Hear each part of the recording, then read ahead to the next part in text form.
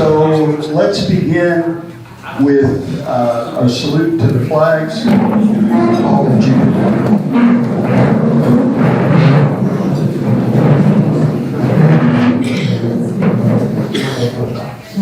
I pledge allegiance to the flag of the United States of America and to the republic for which it stands, one nation, under God, indivisible, with liberty and justice for all.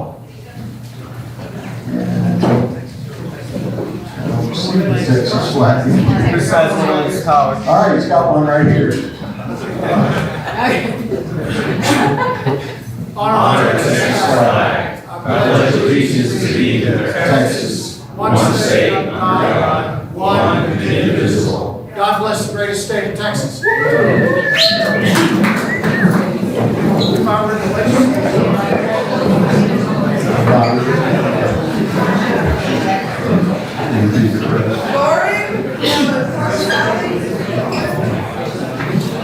If you'll stand for the prayer.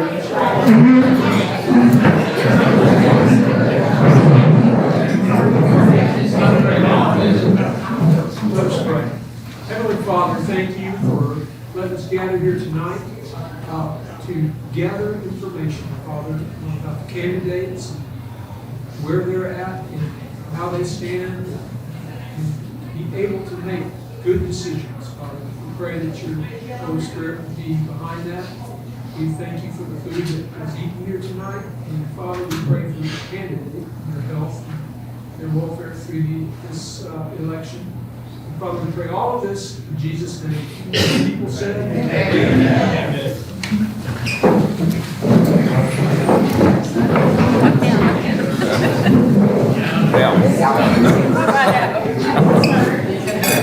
So it's awesome. I'm sorry, sir. It's awesome to see the amount of interest this evening. Recognize many faces, and I see many new faces. Welcome. If you've not come before, you are welcome here. Come and learn. Ma'am. Come and participate. Come and get involved. Yeah, can I Come and make a difference. The overview of what we're going to do tonight, we have 4 races. A race for Congressional District 27, a House District 85, and then Justice of the Peace races for Precinct 3 and Precinct 4. What we're going to do is we'll have a, where's my timer?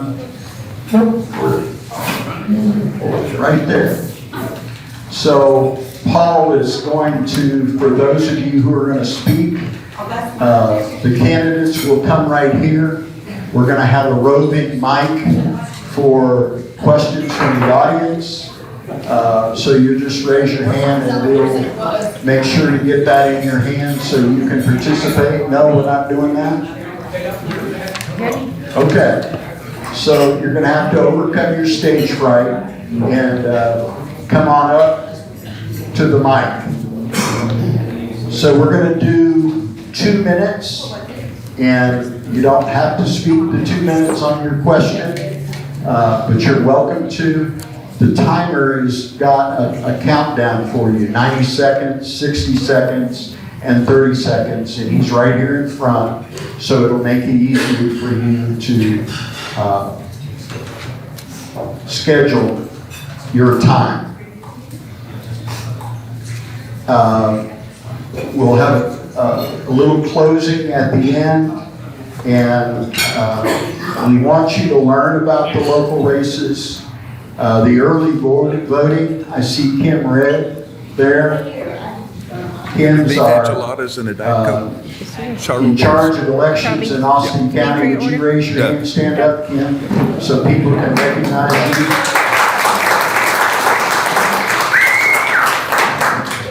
Many of us would testify that she has done a very good job for quite a while. She really has.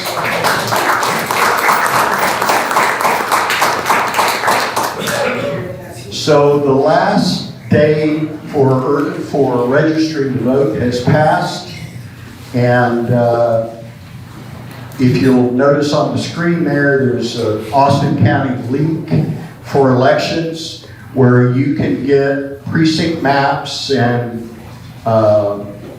basically general information to confirm that you're going to the right place, you're voting in the right spot, and so on. There will be early voting, which I'm about to show you a little bit, and you'll find that our elections office is very responsive.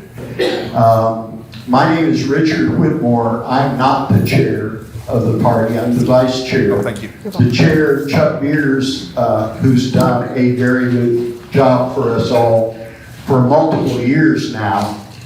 He actually was the county chair in the past, went away for a while, and has come back. And we're grateful for his service. He's having to do some things out of state, and so I'm going to fill in this evening.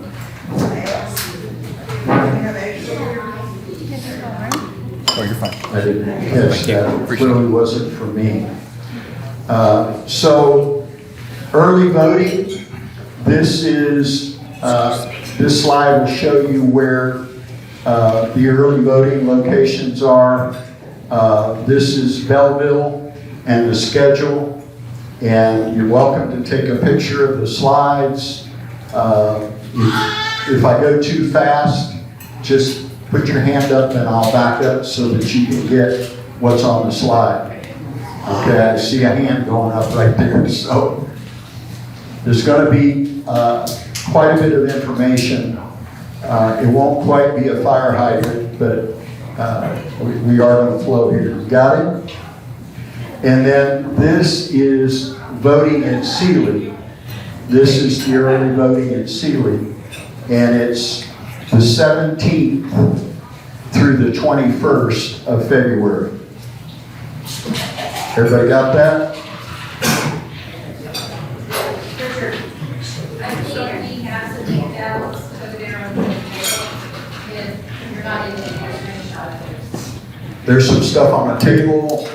The Kim has come like a Girl Scout. She's all prepared. There's pass out information for you. I did see, Richard, that it will be open on Sunday in Belleville, but not in Sealy. Did you catch that back there? Early voting will be open on Sunday in Belleville, but not in Sealy. Okay? These are the voting locations for the various parts of our county. If you want to catch that, you don't have to catch it here.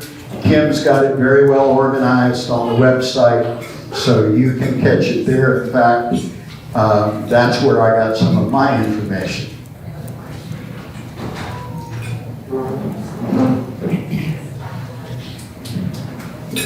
So just a few comments. As a father of 8, I have had my heart impacted by the influence, not of politicians, but my children, and the desire to do right by them while I still can. What we're doing here tonight is a very significant part of laying the groundwork for them. It's indicated that before the time of the end that the hearts of the fathers will be turned to the children and the children to their fathers. Order in the family is an important thing, and we've all learned that politics and laws can either enhance that relationship or make it more difficult to function. So thank you for your participation. Tonight, the people of Austin County, I've benefited from a lot of questions from many different people, emails and phone calls and so on. And unfortunately, I'm not going to be able to get to them all. or our candidates won't have breath left when they go out on the trail to communicate. The questions will be mixed in different topics, and if yours doesn't get selected, again, please don't be offended.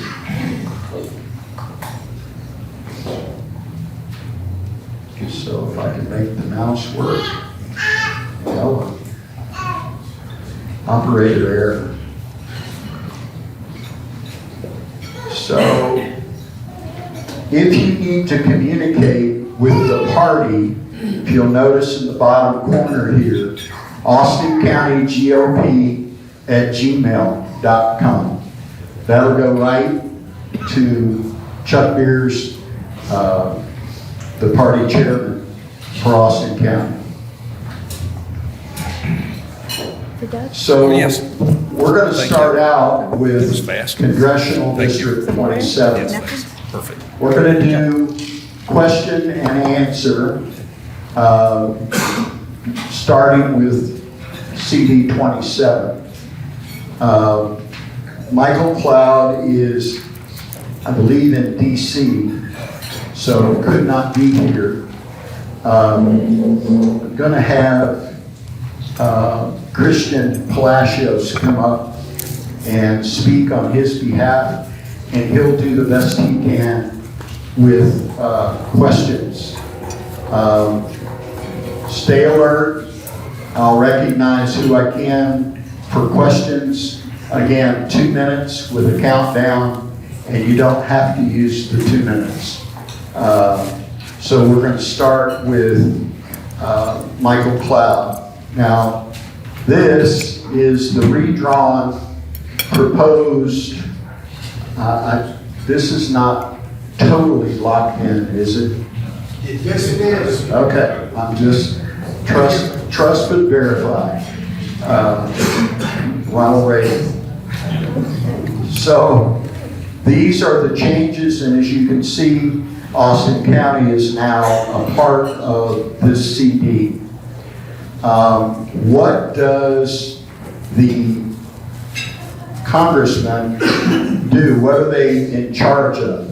Well, you can see in that jurisdiction, you've got a lot of the coastal bend and the Gulf Coast communities. Typically, the focus is not as urban. It's on energy policy, the port security, maritime commerce, disaster relief and FEMA funding, agriculture and water policy, and national defense and border security. Some people don't know exactly what the jurisdiction is, meaning not just what they do, but what they don't do. This is a list of the things that a congressional representative does not have authority over. Not the courts, doesn't control taxes, so probably doesn't mind not having to explain those. Does not administer elections, doesn't directly approve zoning and schools for the county, and cannot override Texas law. Amen. So, Mr. Palacios, if you would like to speak for a minute on, we were supposed to have a video and something didn't happen, so welcome to your live video.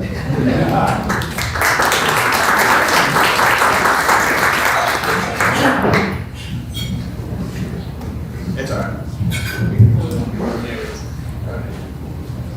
Good evening, Sealy, Texas. It is so great to be here with you. Mr. Richard, thank you so much for having us. Austin County GOP, thank you so much for having us. Can y'all hear me all right? Perfect. First, I just want to start out by saying I sincerely apologize that Congressman Cloud couldn't be here today. He is in DC, and I promise you he would much rather be here with you all today than to be there. But one thing he loves to say is he's not there because he wants to, he's there because he's willing. So, starting out, okay. Starting out, I want to introduce myself. My name is Christian Palacios. I'm speaking for Congressman Cloud today. Some concerns that I know as Americans and as a voter that I have, we're looking at the federal budget. The federal budget here, I know many of you might agree, might not agree, that the federal government spends way too much money, right? So as a voter, we're looking at that. Congressman Cloud sits on the Appropriations Committee, which deals specifically with the federal budget. So we're sitting here, he's cutting spending, he's looking at waste fraud reviews. Oh my Lord, this time was really fast.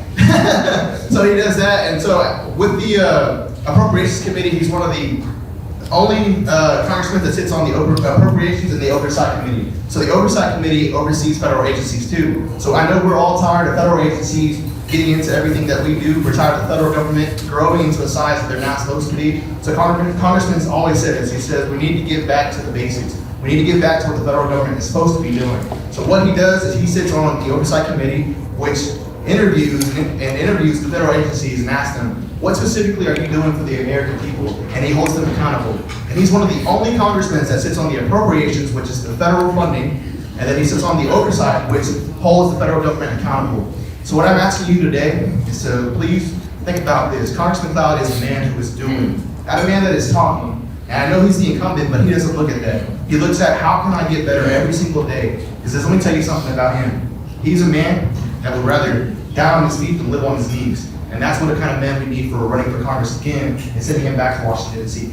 Thank you so much for your time.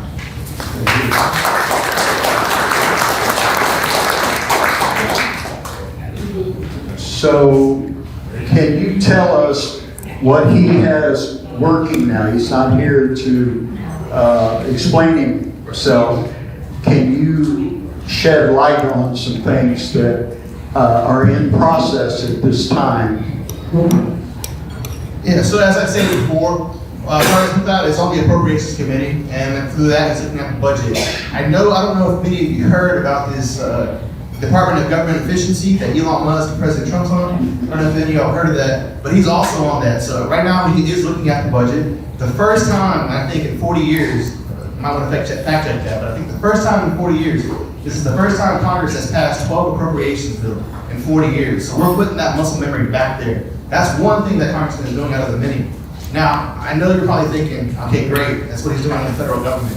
But what is he going to be doing here for me? What can he do here for me? And let me explain something to you. Congressman Cloud has casework that we have in his district office. Just this year, 2026, which is January, with 1 month, we've already returned $3 million back to the constituents here of the District 27. So that's a huge thing right there. How much time do I got? You're fine. Okay.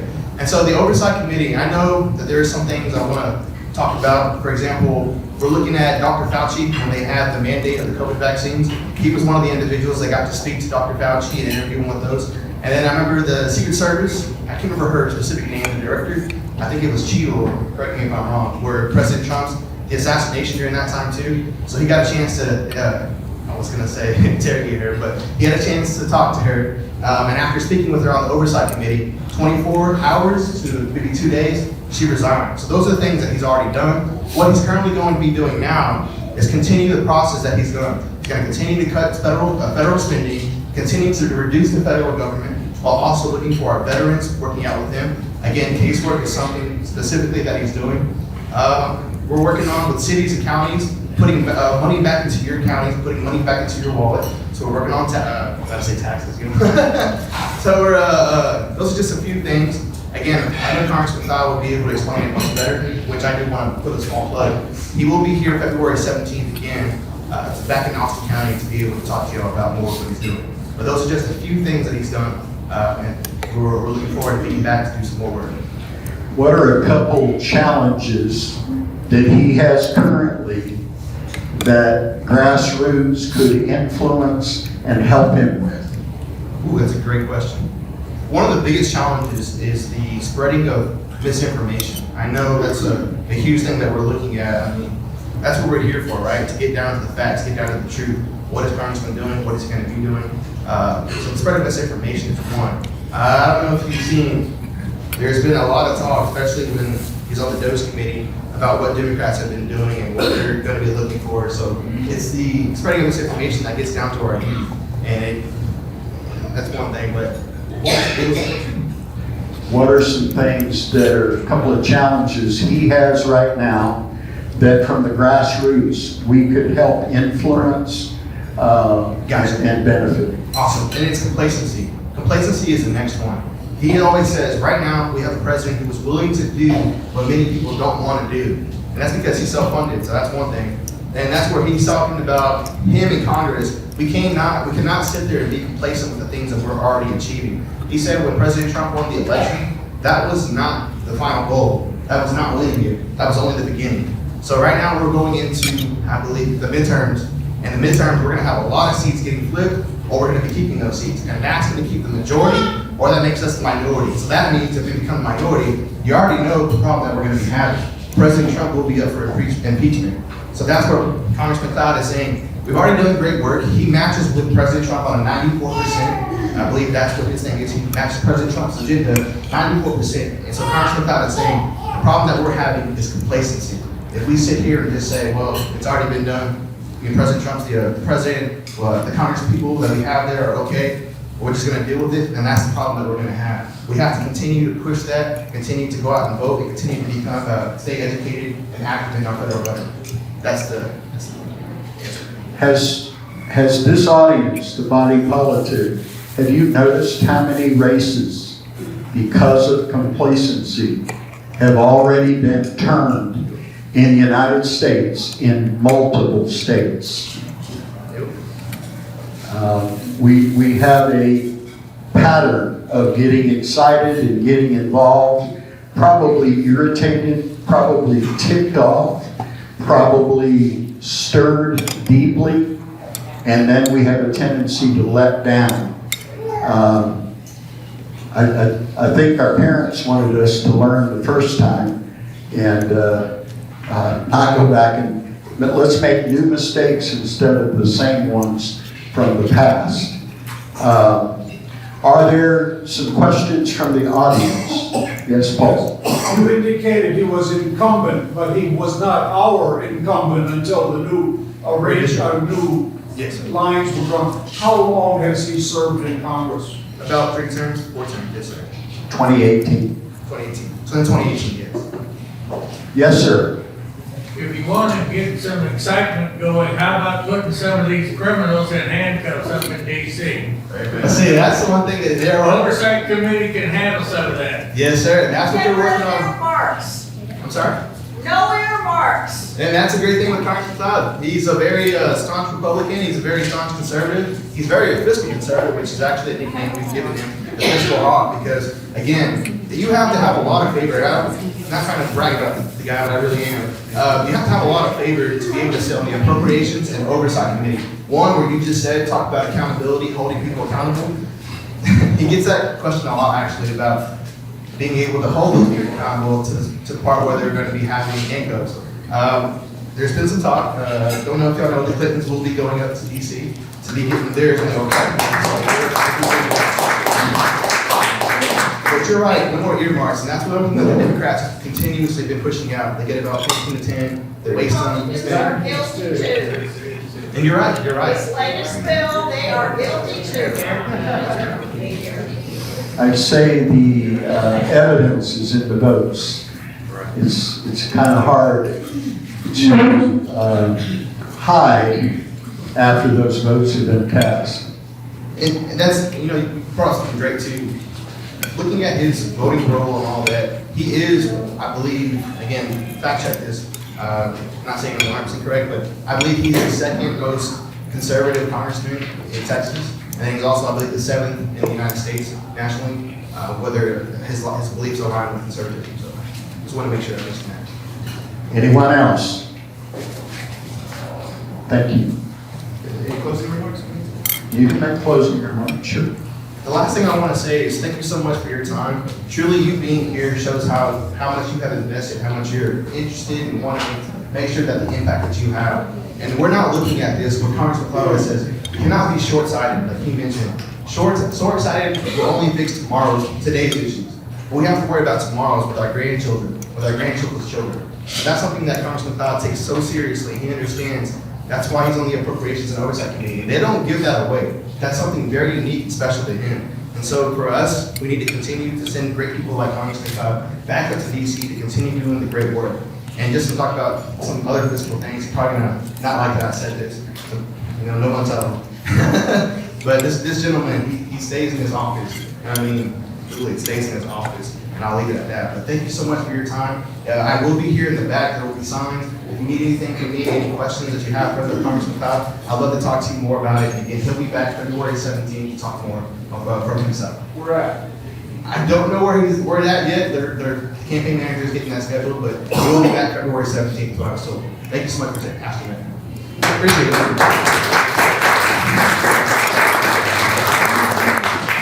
So our other candidate is Lieutenant Colonel Chris Hatley.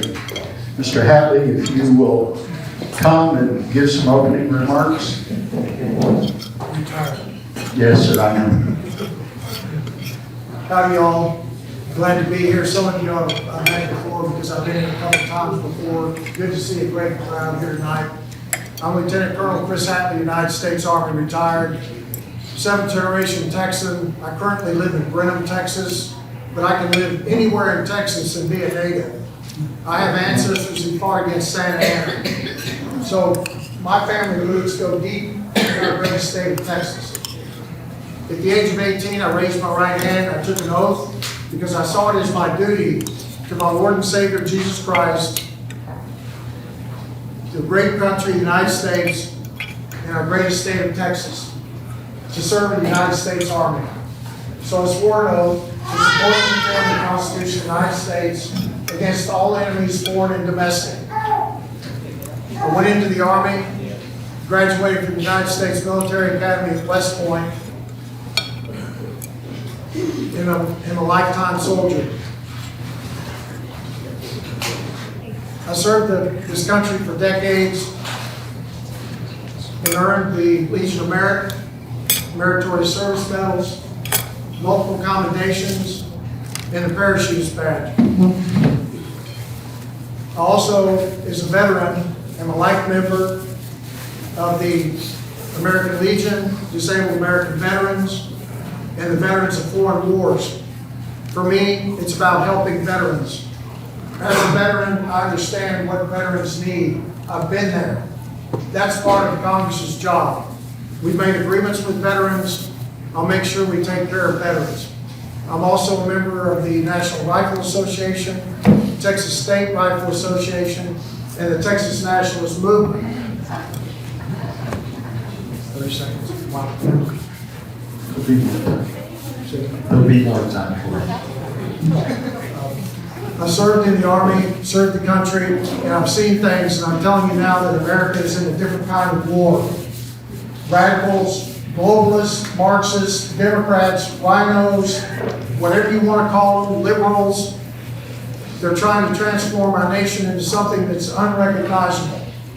And we have to have warriors in Congress who know what the problem is, what globalism is, what the enablers are of globalism, and to fight against those enablers. And I will do that.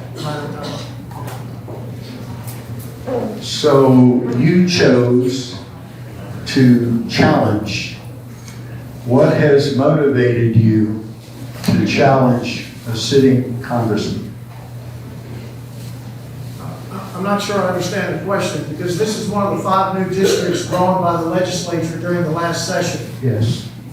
Technically, and I brought my Webster's Dictionary with me, the incumbent is the one who currently occupies the specific seat. This seat is not active yet, except for voting purposes. It will not become fully active until 3 January, when I take my seat in Congress as the new representative for Texas District 27. So to answer the question, I'm not challenging anyone. My congressman, Mike McCall, decided not to run for re-election. Congressman Nels, who had Matagorda County, he's not running for re-election. Chip Roy, who had some of the counties up to the north, he's not running for re-election. So by the definition that the opponent is using of an incumbent, you'd have 4 possible incumbents in this race, which doesn't make any sense. That's why I'm running. Plus, he said he term limited himself after 3 terms. How was I to know he wasn't going to honor his pledge? Next. Questions from the audience? Yes. We seem to have a big problem here in Texas with a lot of Muslims, mosques. What is your stance on Islam? Not radical Islam, but Islam, period. Well, to me, they call it an Islamist, but if you're a true believer in the Quran, which I have read, and I've studied the 4 phases of conquest that are required if you are a Muslim and a true believer in the Quran. So I don't differentiate between Islamist, radical. For example, I'm a true believer in my Lord and Savior Jesus Christ. I'm not a radical. I'm not an extremist. I'm a true believer in Jesus. And that is the guideline for my life. Now, time and time again, the Muslims have a 4-phase plan of conquest. We're witnessing it now. Texas is one of their targets. In Congress, and then I can also work with people in the state legislature, like when Goose gets elected, we can come up with a plan. I say we should not allow any Muslims to immigrate to the United States. Amen.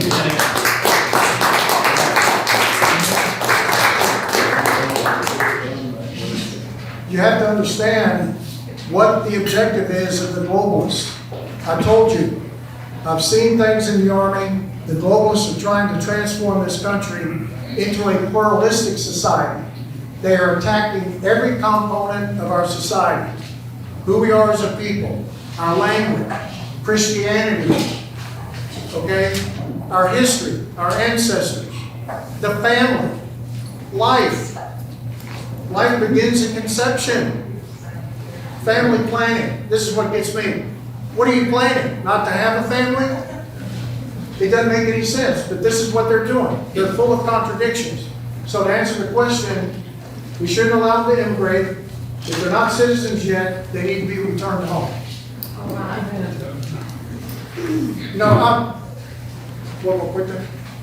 I'm a warrior. Now, I can look threatening sometimes, and I understand it. But this is not a happy-go-lucky topic. It's extremely serious. And we must take care of the generations that are to follow. We cannot continue to be irresponsible. Is that what you want? That's good.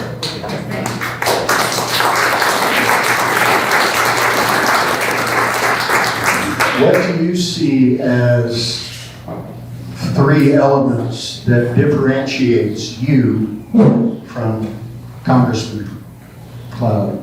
Experience, education, and my perspective of what's happening on the geopolitical stage. Now, we keep hearing about spending. Oh, they're cutting spending. Okay, what do? We bring in $5.2 billion. What's the budget? What are we spending? Anybody know? $7 trillion. Okay? We're approaching $39 trillion in debt. Yeah, they're really cutting a lot of money on the Appropriations Committee, aren't they? There are some congressmen, 21 of them, voted against this latest bill.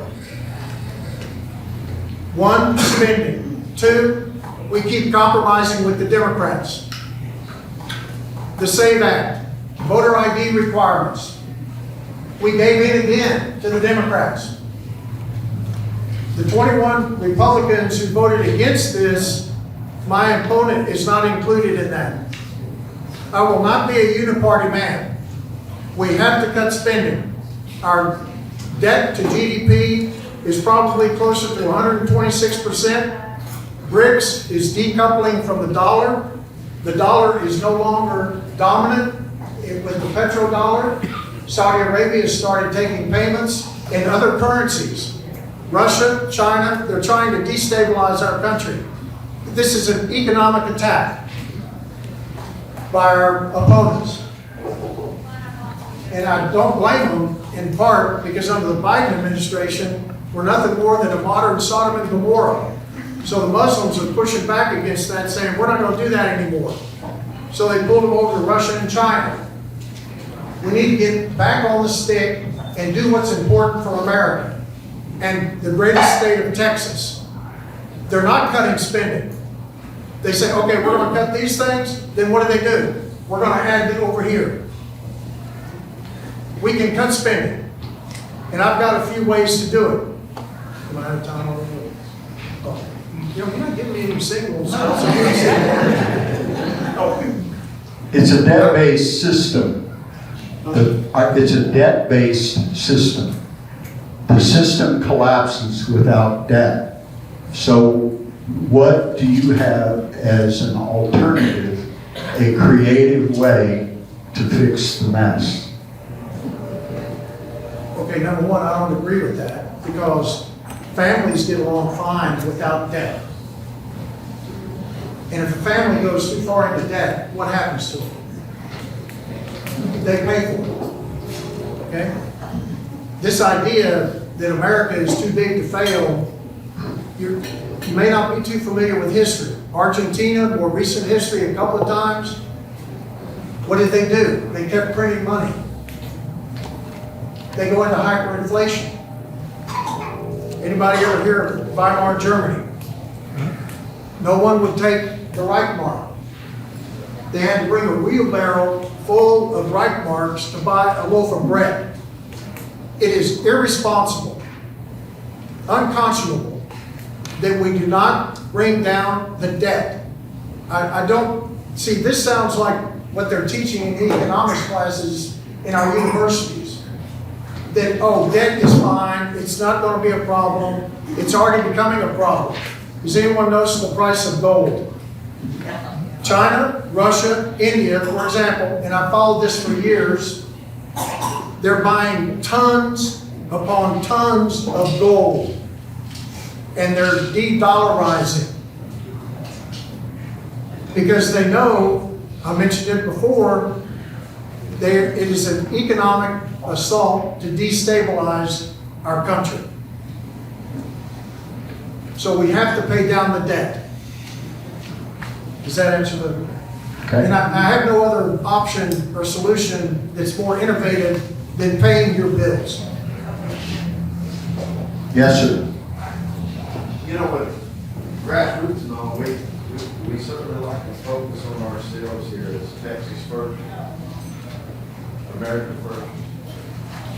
And, you know, see, I think that Representative Clyde takes money from APAC and other foreigners.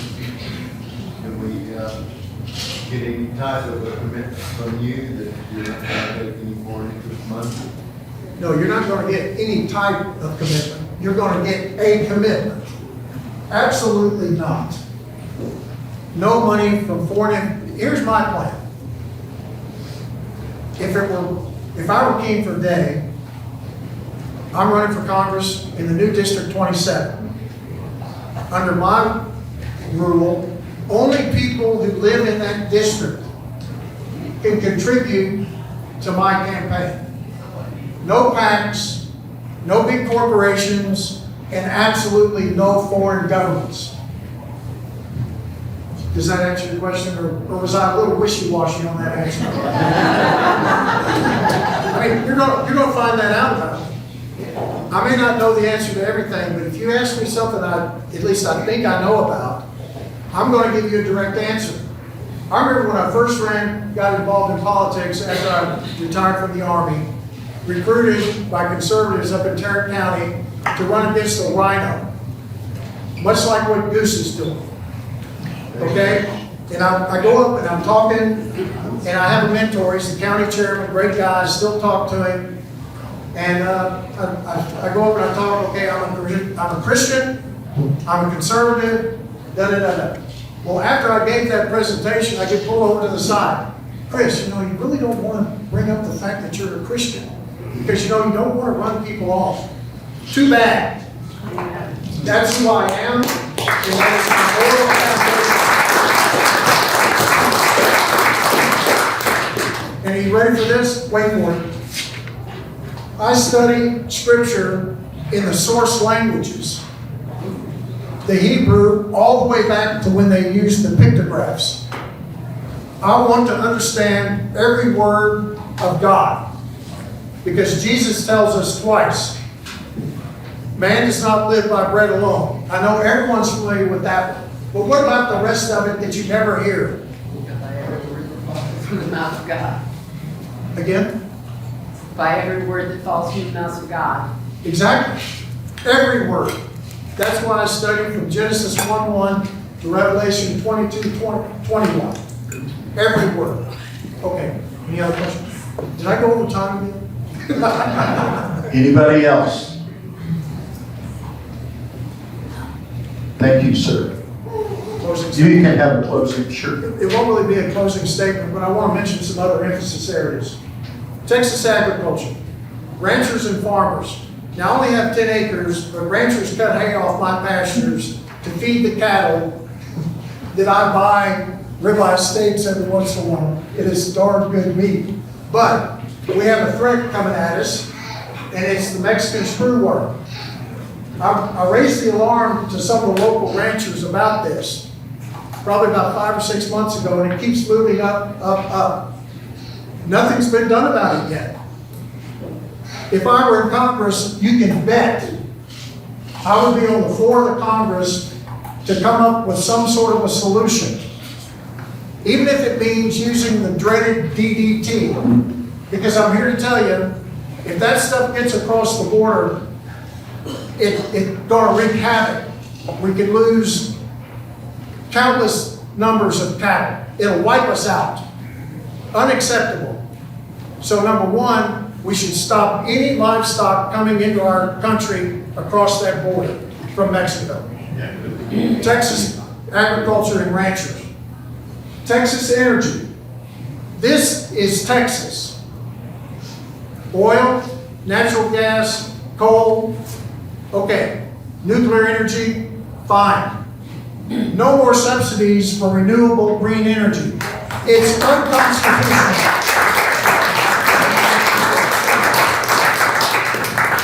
As I've said before, my first allegiance is to my Lord and Savior, Jesus Christ. I'm going to go over time. Excuse me, real quick. The next is to our U.S. Constitution, and equally to that allegiance is to our greatest state's Constitution. Because according to Thomas Jefferson and our forefathers, when they founded this country, one is not higher than the other. One does not trump the other. The Constitution has specific limits, and if you want to know what my job description is, what my scope of work is, it's Article 1, Section 8. And the primary role of Congress is defense of the country to promote the general welfare. It's not to be an international charity and send money all over the world that's uncontrolled. We don't have the money. That's right. Okay? And I'll just give it up, and I'm going to say, God bless our greatest country, the United States, and God bless our greatest state of Texas. I need your vote. Support me. I will not let you down.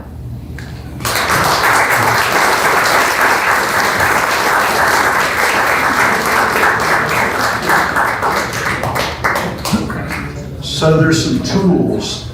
We live in an amazing and awesome time when it comes to better information.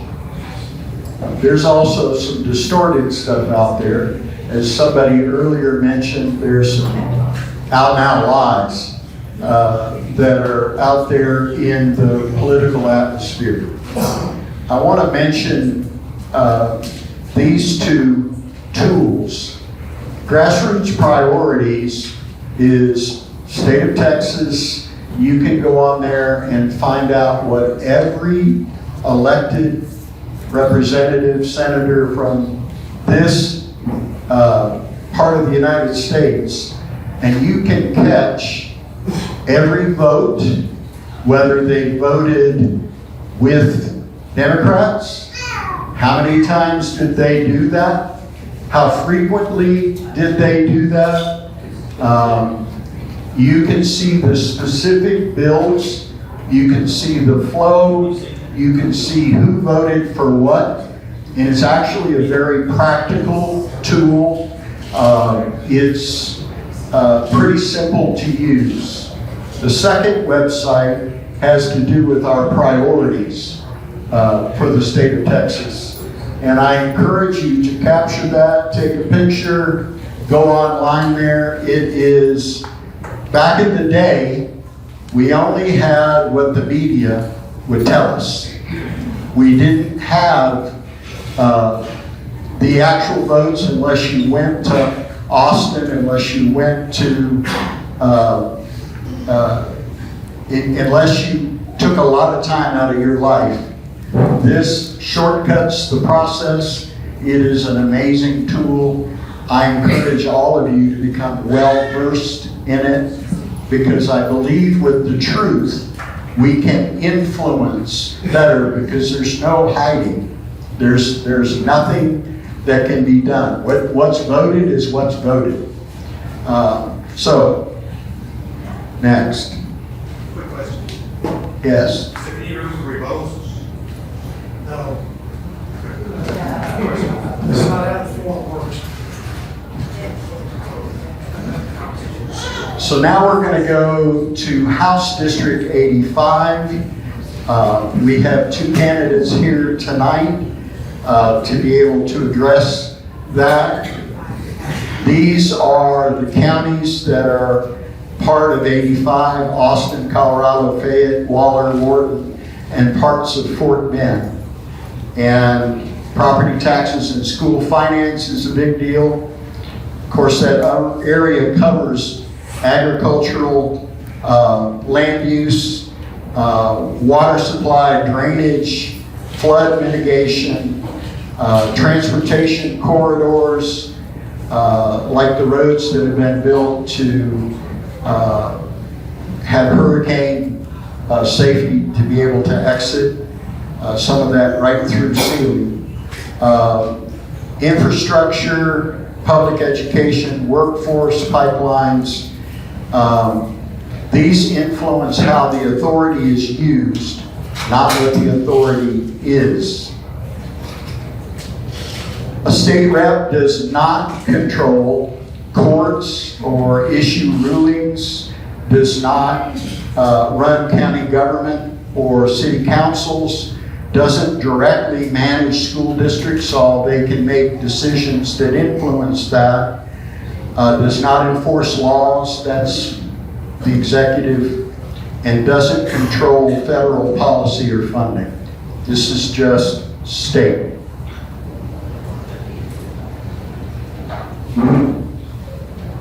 So this is the map that shows what that jurisdiction is about. You can see the counties outlined. It's a pretty big area. And we're right in the middle of it. So our first candidate to come up is going to be Stan Kitzman. And Stan, if you would come and share some opening remarks.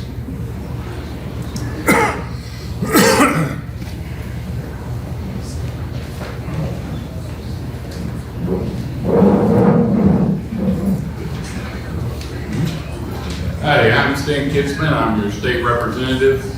Thank you for being here tonight and participating in what is our republic. Our Constitution, our nation, and our state depends on you participating, because the republic starts with you. It's not Washington, it's not Austin, it's not the city council. It starts with you as the individual. And I appreciate you and thank you as a fellow citizen for you being here tonight. I'm in my second term as your state representative, and in spite of what people say, including some of these websites that are giving you terrible information because they all have a political agenda, we have just been through two of the most conservative sessions in Texas history. And that's been done by your Republican leadership and your Republican members in the Texas House of Representatives and the Texas Senate. I want to start out from the beginning to remind people that Texas And the Texas legislature, for all its warts, and Texas Monthly will never run out of things to write about the Texas legislature, I assure you. We are not Washington, D.C. We're not dysfunctional. We have to pass a balanced budget every time. That's the one constitutional thing we're required to do. We don't get to have trillions of dollars in debt. We have to meet our obligations as a state, and there's 4 different tests as to whether they cap us and limit on what we can do with the budget. Texas is the 8th largest economy in the world. And it's the 8th largest economy in the world because a few years ago, we decided that Republicans should be in charge of Texas. And we got rid of Ann Richards, and we got rid of those people back then. Maybe many of you don't remember them, or what Texas was like. But we decided we needed tort reform, we needed local control of our government, we need to insert those Republican ideals we believe of limited government, lower taxes, and so on and so forth, the things that we still fight for today. This Texas legislature, along with the last one, currently delivers $51 billion in tax relief to the citizens of Texas on property taxes. Now, the state doesn't collect property taxes. So we're already molding in and trying to get to the point where your property taxes are zero or next to zero, especially your school taxes. And that's a goal for the governor this coming session. And we're through? All right, anyway, I'm proud to be your state representative, and I thank those of you who've supported me in the past and look forward to that again. Please stay with us here. So, there are, you may as well know not a rumor mill, but actually what citizens are saying, maybe not to you directly, but I'll tell you. I'll be glad to make you aware because the truths have been. With the moderator tonight, if that's what's happening? The moderator is going to present you questions, Mr. All right, Kitzman, let's do that. that have been provided to me. All right. Let's do that. Okay, that's how it works. So these details here provided come from Texas Grassroots. They document all the votes. They document how many of those votes go which way or another. If you'll notice the color in the middle, it's showing how many times, Mr. Kitzman, you vote more toward the Democrat side than the Republican side. And this is a record. I've got all the votes. I looked it up myself. And so I've heard from many who explain that that concerns them, that we put somebody we wanted red, above reproach red, and that what the votes show is that you've taken a slide in position. What comment do you have about that? Well, first, it's not accurate, and your source is not, your source has its own agenda. Grassroots priorities? No, you asked the question. Okay. We got an F from one deal because I voted for the state budget. Well, the one constitutional thing we're required to do is vote for the state budget. Or against it. You have to pass a budget, or else you want multiple special sessions. It's going to cost you millions of dollars more. That work goes into the budget. I was on the appropriations committee. It is an enormous haul for the people on the appropriations committee, and it starts in the interim before the session to bring you a balanced budget to do the things that we ask. When we buy new ambulances for Austin County through grants, that's tax, that's property tax you don't have to pay. That's the state covering that for you. When we give a grant to the sheriff's office so he can keep his deputies on duty, that's state money coming to pay down your property taxes so you don't have to pay it in property taxes. That's still to the red side. It's not accurate. I want to know what great Democrat bill I voted for, because it's not there. The Democrats do join us to pass things like the constitutional amendments that you voted for, including your property tax relief and your homestead exemption and money to study water. We work as Republicans to lead the agenda. Our agenda has been getting passed. And if the Democrats ran it, we would still have men and women's restrooms. We would still not be able to define what a woman is. And we still wouldn't have, it would not be illegal today to transition a child in Texas. How many of y'all know that? It is illegal in Texas to transition a child, and the Republicans, including me, made that happen. And anybody that tells you any different needs to go back and do a little more research. Yeah. The Democrats join us because they get in trouble on their side to pass your property tax relief and the other good bills in the Republican agenda. I'm not going to spend a lot of time more talking about it because you've either made up your mind or you haven't. But I'm just telling you, you've got good people working for you in the Texas House of Representatives and the legislature, and they're trying every day. But we're not Washington, D.C. We don't walk down the hall shooting birds at each other. We do try to find things that are good for Texas, especially when it comes to your property tax relief and things like that. Mr. Kitzman, respectfully, there are a number of people here that have never met you. Okay? They wouldn't have known you if they fell over you. They didn't know you at all. And you're being granted an opportunity to win some hearts and some minds from some people that are learning this process. I appreciate the letter. Okay. Another thing that's an old principle in politics is follow the money. Okay? So behind your back, in my presence, I have heard a lot of things about this party. So would like you to, if you're above reproach and you've got no issue, you'll be able to speak it and win the room with whatever you have to say. This same tool documents who is given what money from what source. So the point that has come to me many times is about donations from Texas Sand Pack. That's Las Vegas Sands. They're pouring money in to Texas and have been for the last 3 sessions in order to get casino and sports betting. It is originated out of Macau. That concerns some people. I don't know the details. I don't know if that's for tax purposes or whatever.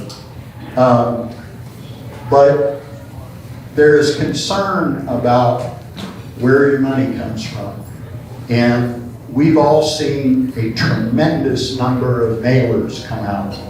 These articles that I've captured indicate that this particular group is doing massive funding for mailers.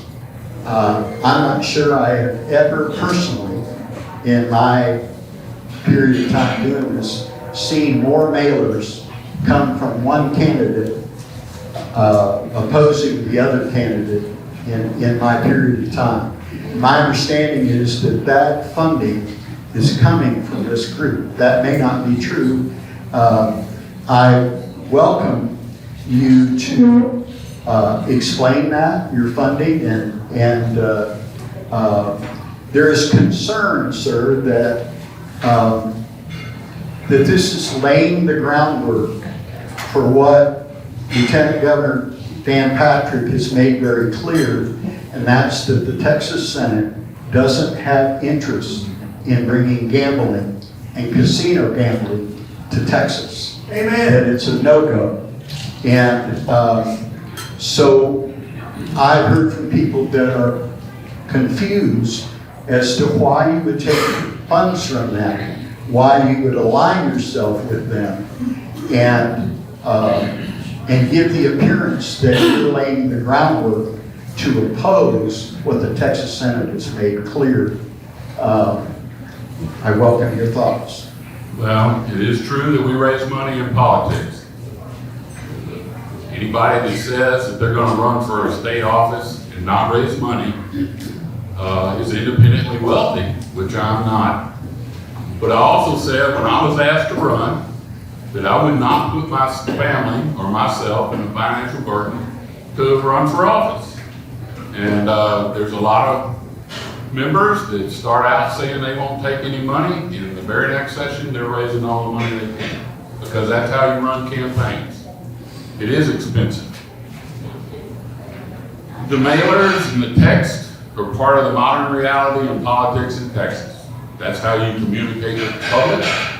And there's two different aspects to it. There is what your personal campaign can afford to send out, but there are third-party groups who have an interest in different races, and they send out mailers as well. We don't have any control over that. My opponent decided to send out mailers about me that were not true. I'm forced to respond to that. What would you do if someone did that to you? You would have to respond to that. Now, the third parties, on behalf of myself and my opponent, he doesn't have control over them. I don't have control over them. It's part of free speech in the United States of America, and they get to send out whatever they care to. That's on them. That's how it works. I do raise money. When it comes to gambling, this is all I really got to say about it. My view is there's a lot of Republicans that are for gambling in Texas. And as we limit our alternatives to property taxes, we're going to have to think about where that money's going to come from. I'm not saying gambling's the solution. My view is let y'all vote for it as a state, and once and for all settle this thing. I'm frankly a little tired of hearing about it. But there is strong feeling on both sides. There's a lot of Republicans that care about gambling and would like to have that here. It's an alternative. I'm not telling you I'm for it. I don't gamble myself. I don't do that. I just never have been much about it. But that's where that comes from. Farm Bureau, that's your friends and neighbors. They know what I've done for Texas agriculture. They know how I work every day to help our farmers and protect our farmland. And they're willing to support me on that, like Southwest Cattle Raisers and the others as well.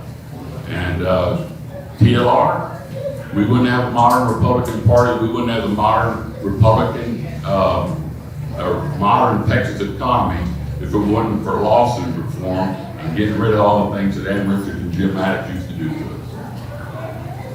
That's part of your Republican heritage. So, Mr. Kitzman,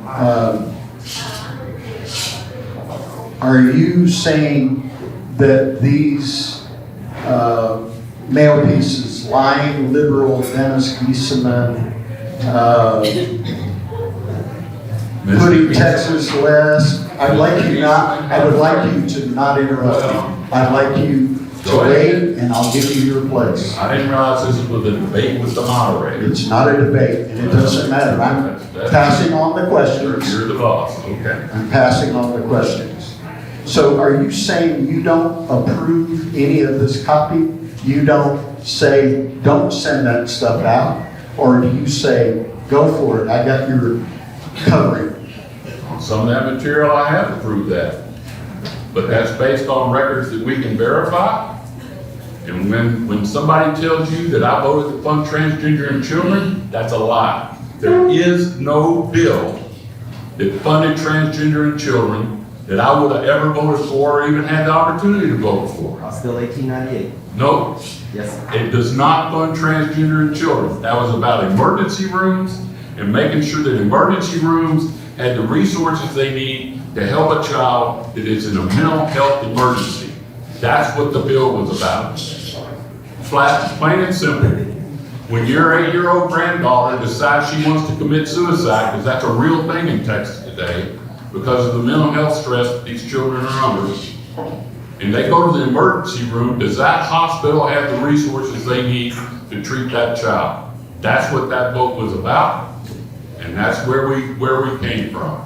I voted to outlaw transitioning children in Texas, and we've done that. Your Republican Party and your Republicans in the legislature and the governor signed it. We brought that to the state, and it passed. That's where we are on transitioning children in Texas. But yes, this is a fight, and we're going to fight on equal terms. Would you like to provide us some closing remarks? I've been your representative.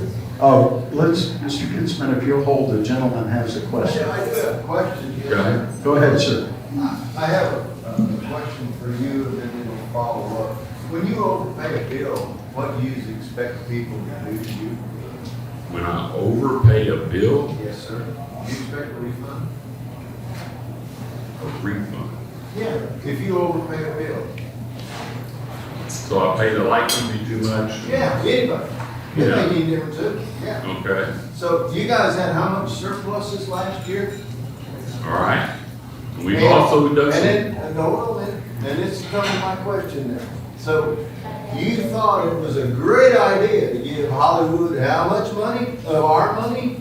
And you thought it was okay not to give any of our money back to us. You thought it was best for you all just to stick it in your pockets up there in Austin. And you guys take care of it instead of sending it back here to us where we could use it. So is that what you're telling me? Instead of we overpaid, we were overtaxed, and that's why you had a surplus? first off, none of that money is in my pocket. Didn't say, I said You it's in your you pockets. said our It's pocket. in your pockets up there for you Not in to my spend. pocket, okay? You're the We one did have spending. a surplus because of oil and sales tax.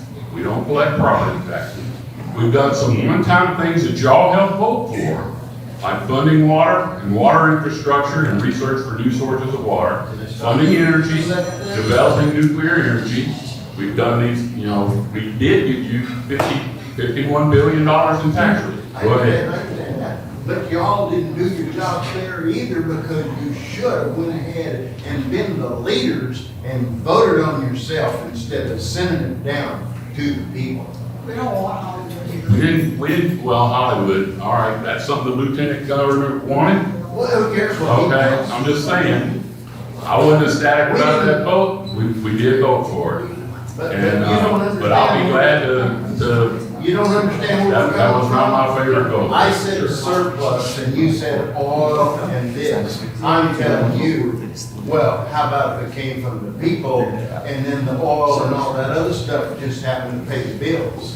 So the people actually should have got their money back and the oil and everything else should have paid the bills.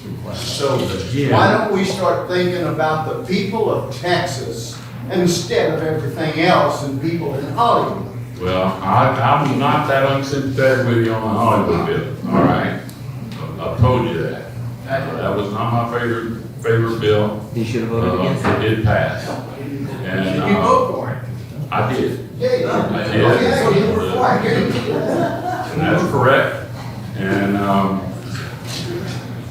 the reason I did was the lieutenant governor was holding up our bills. And, Please. you have to, this is as old as politics, and some of it's not that fun. But we had a great bill on child trafficking, and we had a great bill for farming. The biggest, really, that Texas has done for our production agriculture in decades. And, I did vote for the Hollywood bill, that's true.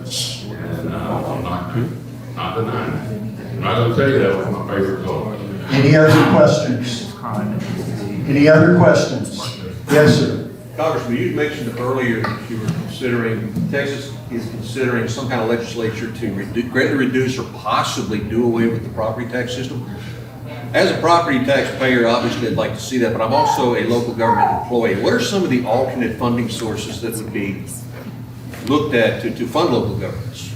Well, that's one of the conundrums that I'm concerned about, because right now we have a surplus because we are this strong economy. We've been riding that wave for a long time. We worry about when things change a little bit and where that money's gonna come from. But the governor has a plan, I think the lieutenant governor has a plan, and their goal is to try to at least get our school portion down to zero, make the state start paying that whole thing. It depends on the price of oil though, and it depends on other sources of income. So, like I said before, we're already paying things that help not increase your property taxes from the state level and help buy that down. I worry about local government because you're literally where the rubber meets the road, and you have to take care of the things that these people require every day in this local county. I'm one of the few state representatives that comes from local government. I was a county commissioner, and other colleagues, we got one that was a county clerk and another that was a county commissioner.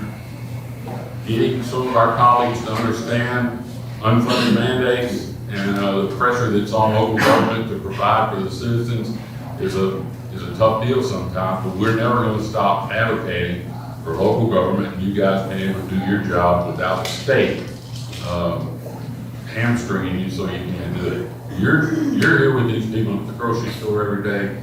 You're on the street with them. We used to believe when we flipped Texas from Democrat to Republican that local control was a priority plank, and I still believe in that. But I think we're going to see what the governor's plan is, and when the lieutenant governor comes over, we get those two guys to agree on something. I think you'll see something positive come out of the legislation. Thank you. Thank you. Mr. Kitzman, I don't know if you are aware of some of the beefs with some people, but if not, I hope you gained this evening. I'm taught that love rejoices with the truth, that truth is actually healing, it's beneficial, it allows us to check for our own blind spots and to go forward. You're getting some from the heart, thought out feedback from the people you represent. Please understand that and respect it, value it. I respect it greatly. I talk to people every day, and I'm here to represent you because I come from you. I grew up here. We're in the heart of Stephen F. Austin's original colony. My family tree was here from the 1820s. I don't do this for my ego. I don't do it for my pride. As an Eagle Scout, you know, we sit on our honor. We do our best to do our duty to God and our country every day. And that's the oath I've lived by for a long time. I believe in the Constitution and supporting that. When I served as a soldier, 3 tours in Iraq, we were, you know, that all means something to me. I'm the only one to have stood up 3 times and actually picked up a rifle and gone and confronted radical Islam face to face. I've been there and done that. I am here for you. I am here to talk to you and to listen to what you have to say. I'm also here to tell you the truth about how things have happened. You gotta be willing to accept that part. And the internet, we all know we gotta be careful about what we get off the internet. It can't be just because we want to agree with something on there. We've got to know that it's accurate. And I see a lot of stuff that's not accurate. And you have a conservative Texas House, and you have a conservative legislature. That little graph that Rice University puts out, if you read the fine print, it'll tell you that none of the Republicans are liberals. And here's the analogy for that. If it was summertime, or that's not now, but if it was summer, we'd say 105 degrees is hot. And we would say 104 degrees is hot. Well, scientifically, 104 is colder than 105. But it's still not cold. And neither are your representatives in the Texas House of Representatives. We believe in our conservative values. We believe in, that's why we've done things to protect children. We've controlled what's in the libraries so children aren't exposed to that kind of stuff. It's so terrible. We've done things to protect them on the internet. and online. We're there working for you, and we deliver taxably, and we're going to deliver more taxably. Mr. Kitzman, were those your closing remarks, or do you have something else you would like to Almost. say? Okay, go ahead. I'm proud to be your state representative, not for my ego, but for all the good people I get to visit with every day. For all the good things that they're looking for, that they just want some leadership and some positive attitude about it. I think I delivered that for you.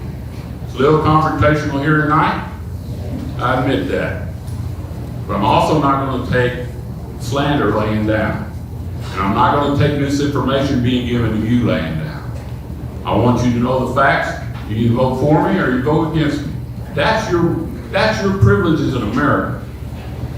But I also want you to know what's really going on. Anytime you want to hear that on peaceful terms, I'm glad to visit with any of you any day. And there's people in this room that can testify to that. Some of them didn't always agree with me. We did sit down and visit. And I've been in retail constituent work for a long time. And being your state representative and you having the leadership that we provided in Austin, it reflects well on House District 85. It's something I'm proud to bring back to you. We don't have enough time here tonight, but thank you for being here. Thank you for participating, and thank you for your questions. And I'm Stan Kitzman, State Representative, House District 85.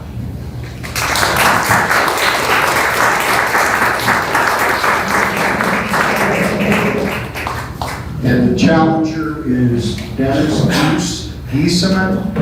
The gentleman is here. If you have some opening remarks. Okay, how much do I have time to have? Yeah, for the opening part. All right.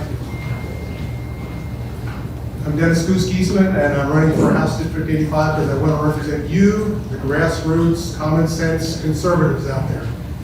There was some reference to Grassroots America, We the People. How many people follow that with Joanne Fleming out of Tyler, Texas? A very popular grassroots organization. Joanne Fleming and Grassroots America, We the People endorsed me yesterday. And yesterday also, Michael Berry put me on his slate of candidates. So this is a grassroots effort. It's welling up from the ground. So I want to represent you, the grassroots, and not the Austin lobbyists.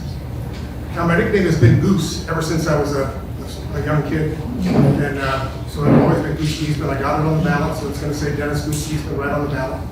And I think it was Goose way before Top Gun. It worked great as a call sign in the Air Force. They might have even taken it from me, I don't know. Right after high school, I went to the U.S. Air Force Academy in Colorado Springs. Then I got an engineering degree there. I was in the Air Force 21 years as a fighter pilot.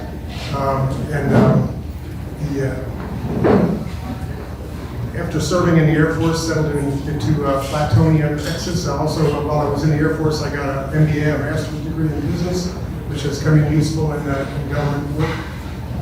When we settled in Flatonia, I started cow-calf and hay operations, so I still operate that just south of Flatonia. So when you talk about agricultural production, I am in production. So I kind of understand that. I have a great understanding and sympathy for that and support it as best I could. My whole family and my whole life has been about service. And so I'll talk a little bit more about it later, but specifically the things that we've seen in service. When I left the Air Force Academy, the motto there, which I've always tried to live, was integrity first, service before self, and excellence in all we do. So I've tried to hang my hat on service. So that's why it's interesting to see some of the, how many folks have been inundated with mailers. Inundated with mailers, it's just amazing. Every one of those mailers costs about $15,000 a piece and more per pound. So where does all that money come from? Holy cow, if we're going by weight of mailers, I can't compete with no weight of mailers. And some of the stuff I don't even recognize. Who are they talking about when I open it up and look? But so that's it for the opening remarks. Would you like to comment on any of these, dispute, have any feedback? There's a number of them there. Mr. Kitzman said he didn't author them all. He did approve some of them. He indicated that that he was fighting back against things that you were saying. So you've got the platform. Please explain what your view is. Well, like I said, I've tried to base my life on service. Service to God, service to country, service to my family, and service to my community. My wife is a veteran also. We have a business in Flatonia. We ran the old Hatley Hotel.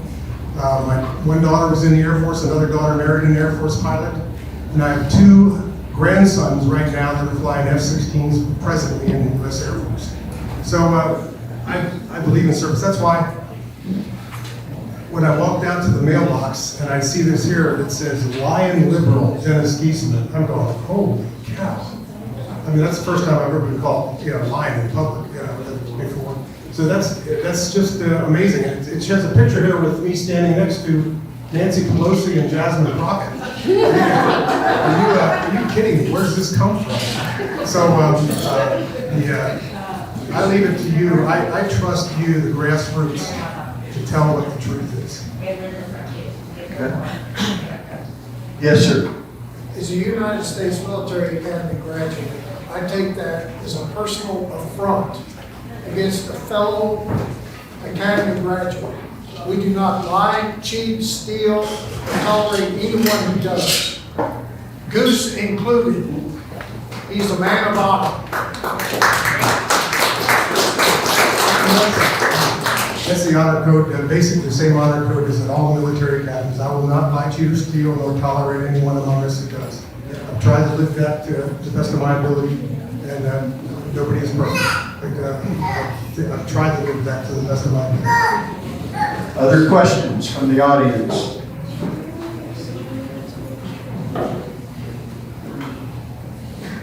Yes, sir. Maybe you can address one of the flyers accuses you of being in a union that gave money to Democrats, but to my knowledge, you were never an officer in any union. I was never an officer.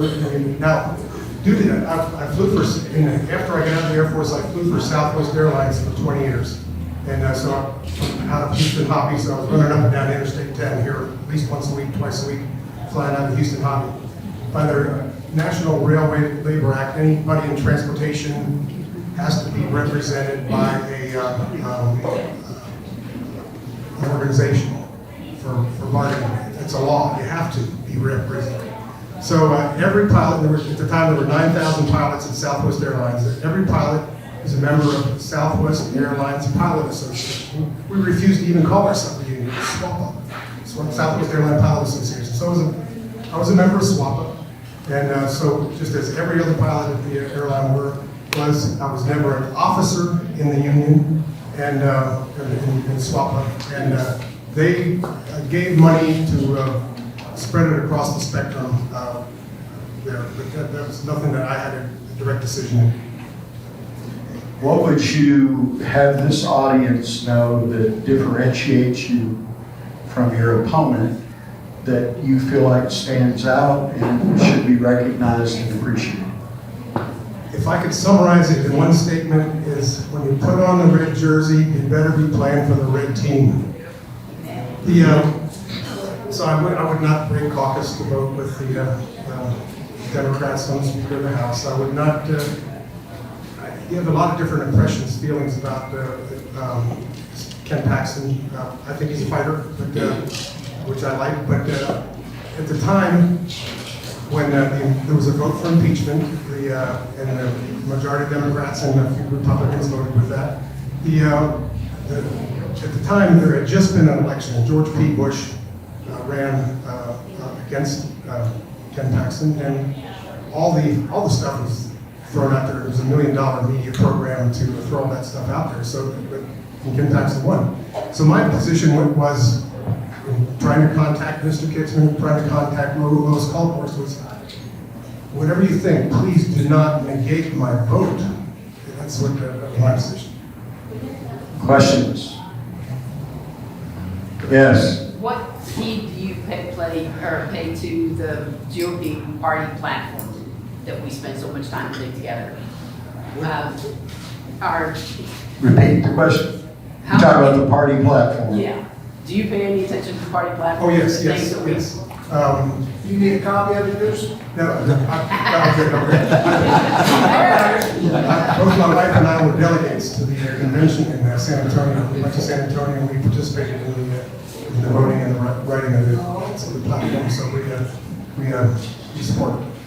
Now, we have 10 propositions that are also going to be in the vote March 3rd. And the 10th one there is ban Sharia law. And that's important. It's so important. I think we're wasting our time with the proposition. We need to call a special session right now to codify banning Sharia law and to codify what's already been done as an example as far as declaring CARE and Muslim Brotherhood as terrorist organizations. We should jump out and do that right now.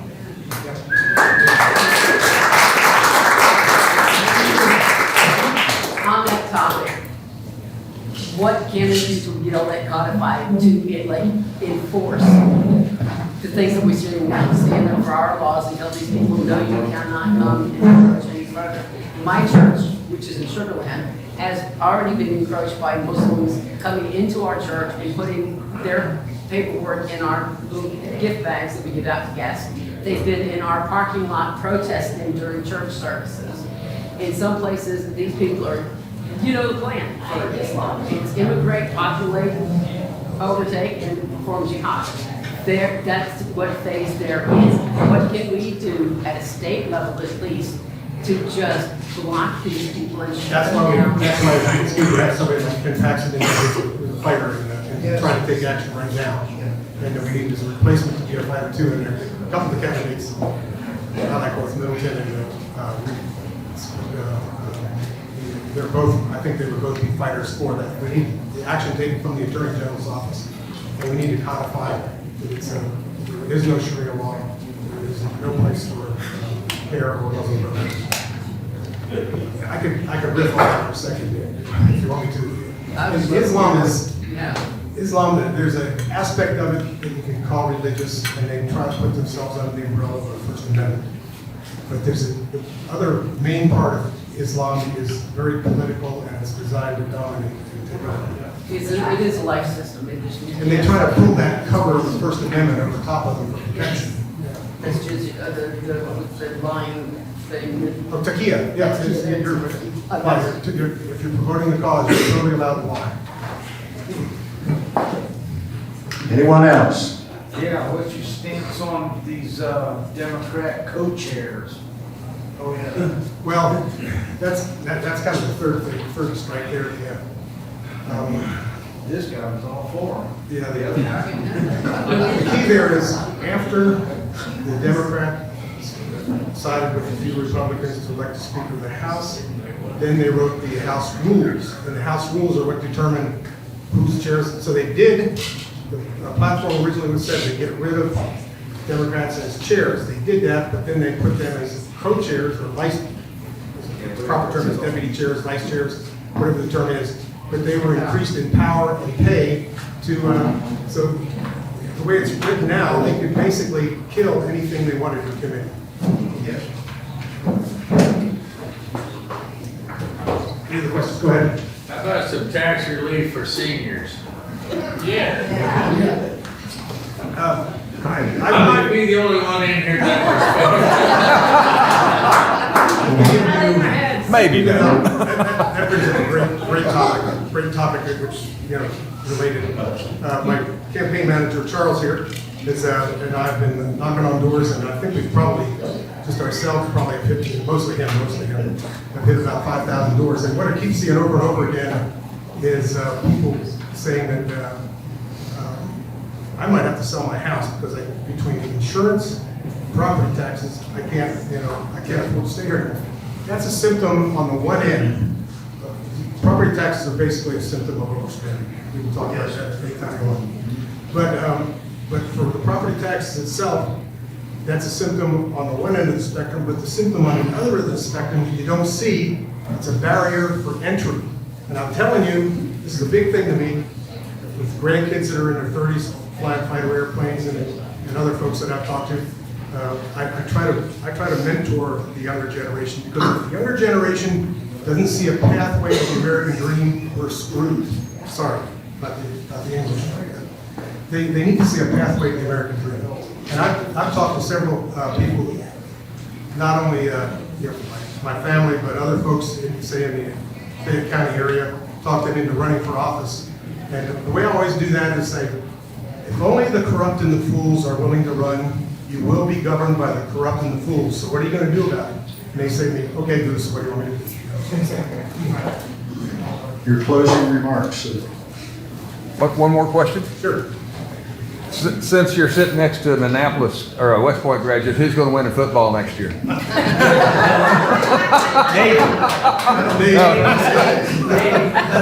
We beat Air Force last year. I know. The Navy beat our.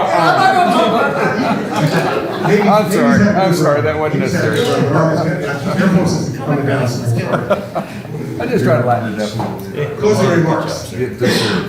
Okay, like I said on door knocking, the two biggest things that have come out are property taxes and Islamization. We talked about either Islamization or Islamification, however you want to call it. We've talked about that some. And I hear people talk about we're trying to save Western civilization. And I almost disagree with that. The old Western civilization, Western Europe, is already submitted. It's American civilization, which has always been different than European civilization because of the value of the individual. And Texas is the last stand. There's parts of the U.S. that are already, New York City, Minneapolis, California, Oregon, that are already following, submitting themselves. So Texas is the last stand. This is really important. That's why I was going to retire the ranch. I was just going to retire the ranch, take care of my cows, cut the hay, and I said, now this is just not right. We are not being represented. They're trying to take over. We got to fight back.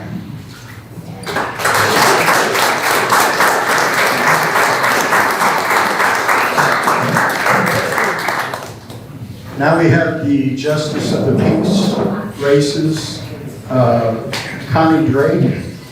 For those new people, JP does not require an attorney in the office or in that court. You can be represented. These are primarily civil cases. A lot of them are landlord disputes when people don't pay their rent. Small claims and debts. The cap is $10,000. There are magistrate and other statutory duties, warrants. There's some stuff when somebody dies in that jurisdiction.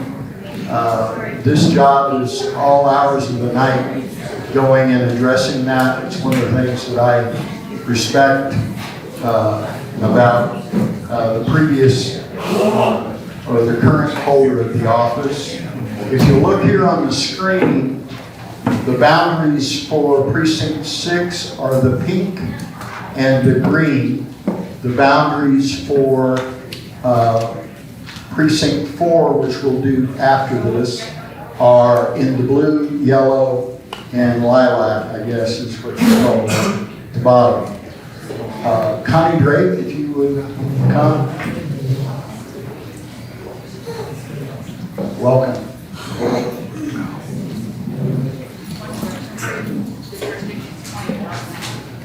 Oh, it is 20,000 now? Okay. I'm Connie Drake, I'm running for Justice of the Peace for Precinct 3. Can't hear you. Can't hear you, I'm sorry. I'm Connie Drake, I'm running for Justice of the Peace for Precinct 3.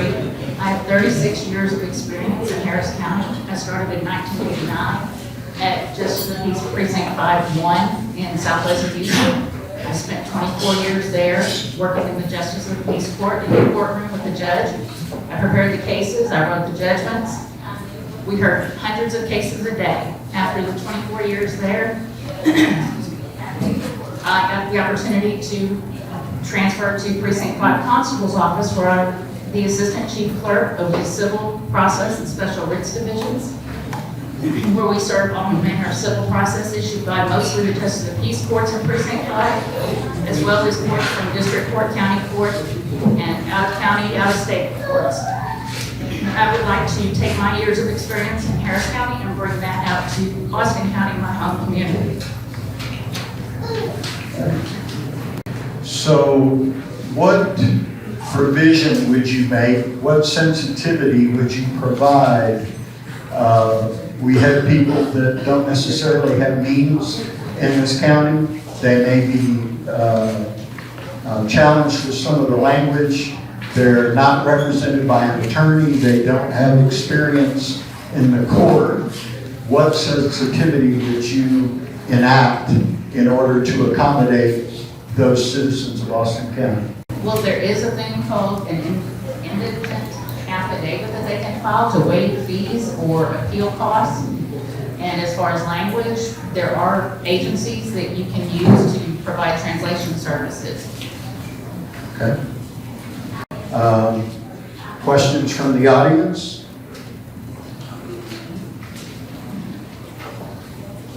It's pretty quiet. Now, where does the Justice of the Peace hold office for that District 3? It's in downtown Sealy. What does a well-run JP office look like? If we came and observed, what's a well-run office look like? Efficient cases, timely court dates. Okay, I like that answer.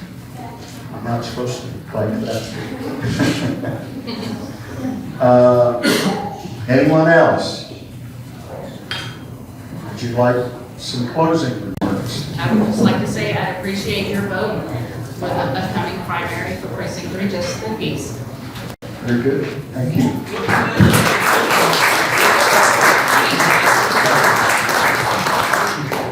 Jeff Grobe? Jeff, are you here? No, he's in the hospital, it's fine. Oh, that's what you were telling me. Yes, sir. Okay, so he's where he ought to be. Good for him. Anybody like to speak for him?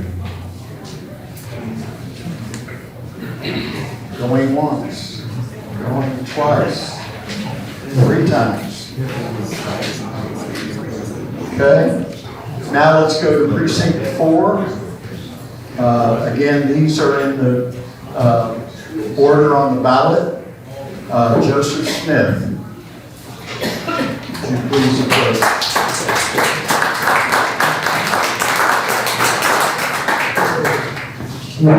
Opening remarks. I'm Joseph Smith. If you don't know me, I was born in Houston, moved to Seven. My family built a house on Lake Road, 3 days in '77.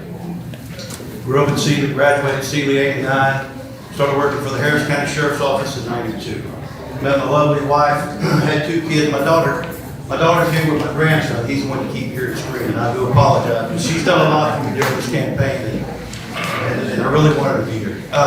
Retired Harris County in 2022, and was privileged. Now I'm privileged to work for the Austin County Sheriff's Department in a part-time capacity at the courthouse. I watched the judges up there, especially Judge Lee. I know you all know Judge Lee. He's a great guy. Somebody comes up to his court trying to be pro se, and he works with me. He really does, and I appreciate that. I've spent most of my life serving the public. I really have, and I enjoy helping people in all aspects. The JP's office is about dispute resolution. I've been doing that on the streets for years. It's about understanding people in civil and criminal matters. And I think I would do a wonderful job in doing that. And I'd be a great addition to the county. What is the hardest part of this job that people don't usually talk about? I would guess the hardest part of the job is going to be your inquest. It's when you come across people who have lost a loved one and dealing with that. And trying to do your investigation and show the sensitivity at the same time. You know, just keeping your demeanor, and that to me would be the hardest part of the job. And I've worked many of deaths over the years, and it's never good. Why should the people of this precinct trust you with the authority over their property, their fines, and their liberty? Good question. Anybody that knows me, ask anybody that's known me from high school I'm a trustworthy person. I'm not gonna lie to you. If you call the office and I'm not there, somebody hopefully will be taking a message and I will be calling you back. If they don't, then you find me somehow, I'm gonna call you back. I'll talk to anybody about anything. I'm not a good public speaker. I'm not good about talking about myself. I can talk about something else, but myself is difficult. Ask my friends, ask my family, ask them what kind of guy I am, and I can be trusted. Questions? Questions? Yes? Could we talk with you later after the meeting's over? Yes, ma'am. Anybody wants to talk to me, talk to me, please. I'm from your precinct. Yes, ma'am. I'd love to talk to you. Anybody else got a question? Yes, ma'am. Precinct 4 is like the 408, 409, 410? Yes, ma'am. It's anything, I tell people south of 10, but it's actually part of 90, and it takes a dip down over by the crime part. I'm at the bottom of it, so I know where the bottom is. Yeah. So, yeah, anything pretty much south by 10 that goes north of Kathy's, covers half of St. Philip. So you got Friedeck, South Friedeck, Wallace. You've got on this side down here on the west side. Yeah, if anybody has a question and you want to talk to me, you can find me, find a friend, find one of my coworkers. They can get a hold of me. Tomlinson Road. Ma'am? Tomlinson Road, too. Chew? Tomlinson. Oh, Tomlinson, I know it. Yeah. You have some closing remarks? I started this with the support of my family, and I've met a lot of wonderful people. I really have. I did a newspaper article, and I have. I've attended some events in Wallace, and people here in Sealy I didn't even know I knew, and it's neat. I met a lot of wonderful people, and I hope to meet a lot more. I'm learning who all lives around me, and it's been a great experience, and I hope it continues. Thank you very much.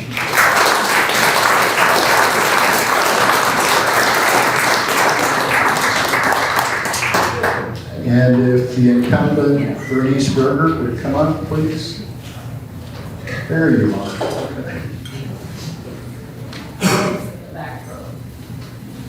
Please go ahead. Opening remarks. My name is Bernice Burger. I am your current Justice of the Peace in Precinct 4, Austin County. I've served this job for the last almost 12 years. This is my third term, the end of my third term. And before that, I was law enforcement for 25 plus years. I served with the state of Texas, TABC for 21 years. When I retired from there in 2014, and I took this job in January of 2015. I give back to my community. I am a public servant at heart, and I'm on several boards, frat board, Austin County Fair Board. I was with the Peace Officers Association. I'm no longer with them because I'm no longer a police officer. And I give back to the community through the kids. They're my heart and my soul, and that's who I think is going to be our future. That's where it's important to give back to. And so the organizations that I support and go with are for the kids. I've enjoyed this job. I would like to keep this job. The office has grown immensely, whereas when I first started, I maybe had 1 or 2 evictions every month or 2 or something like that. I've had 2 evictions a week minimum since September. I've had civil proceedings. We've had to add a pretrial date to our docket because we've had so much coming in. So we've grown immensely, and I want to continue doing that. So. All right.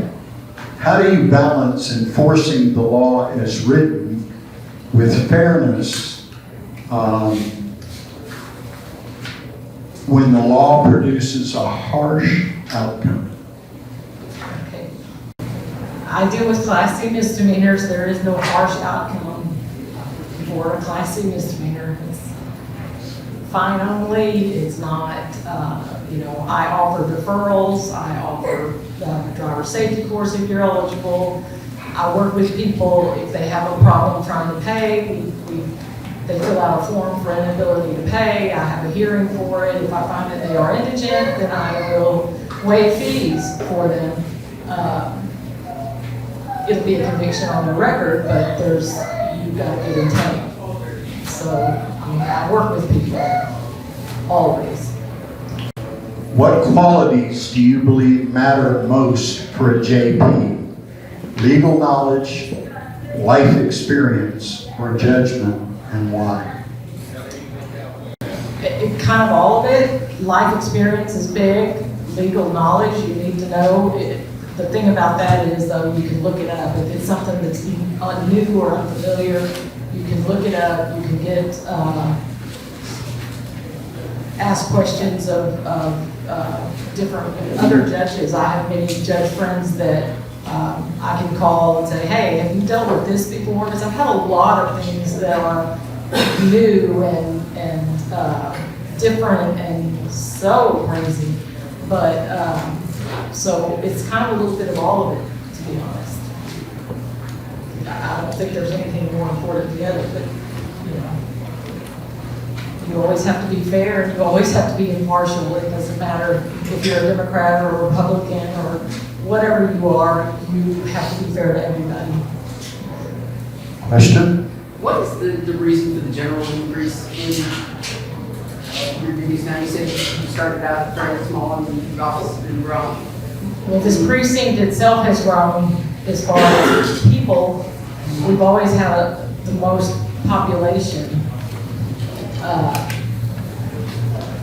So that may not be necessarily more criminal, but just population. It's a lot of more people are filing cases. More people are evicting people for different reasons.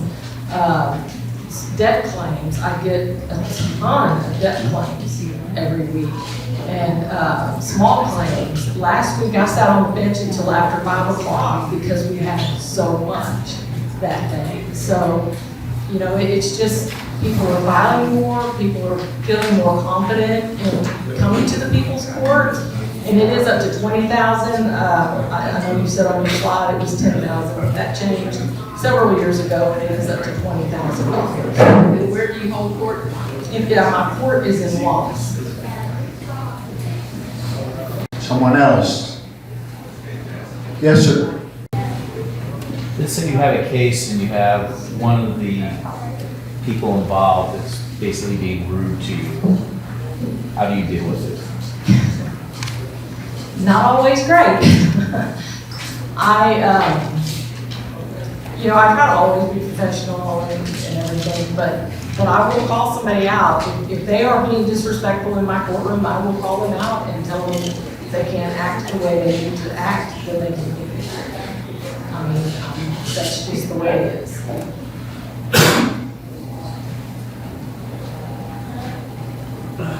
Closing remarks? I appreciate y'all being here tonight. I would appreciate your vote if you're in my precinct.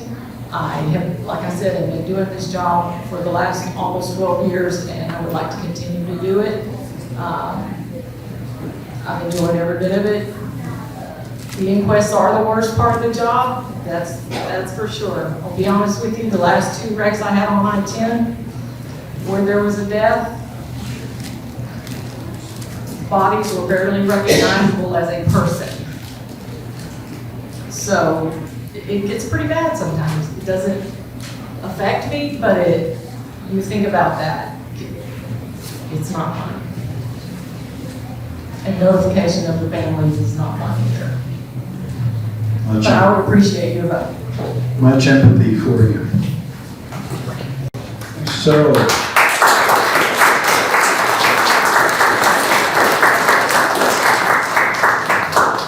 my target was to be done by 9, and we're just above that, or just below that, whatever.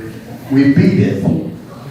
And we're grateful for your good influence. You come and get informed, And then you take what you've learned and go out into the community and influence. And it's a great process. We're grateful that you came tonight. Give yourselves an applause. Thank you.